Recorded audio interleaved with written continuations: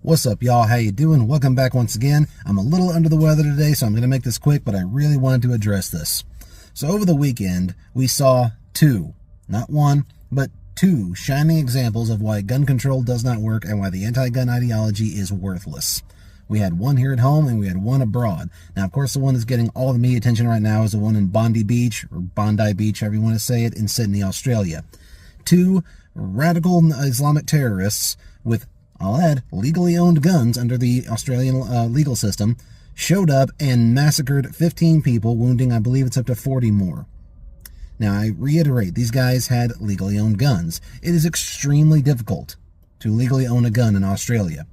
And they have extreme restrictions on what you can do with those guns, where you can store them, where you can shoot them, where you can keep your ammo. You cannot store them at your house. I believe they have to be stored at a gun club. Someone correct me if I'm wrong there. You cannot keep them in your possession unless you are being supervised.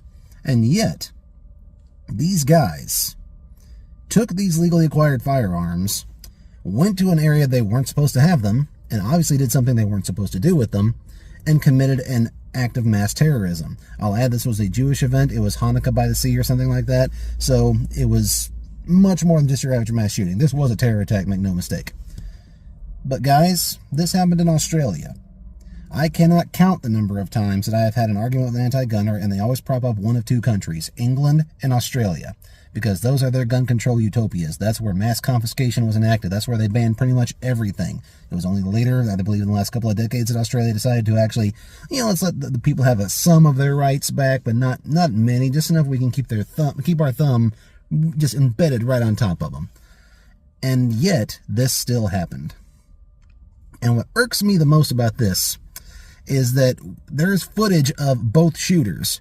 One shooter is racking, I believe it's a straight pull bolt action of some kind, and he is just popping off rounds. And I'm just thinking every time he pulls that trigger, he is killing or wounding someone. And there are two, actually I believe three people who are filming him.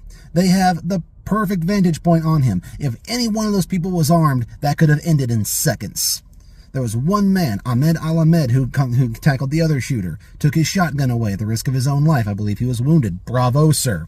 If he had been armed, it would have been all over in seconds.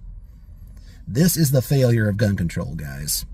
It is the absolute failure of all these pathetic ideologies that say, well, if we just take away the guns and, the criminals won't have them. BS. They'll be the only ones that have them. Gun control laws do not disarm the evil. They disarm the sheep, and they leave the sheep ripe for slaughter.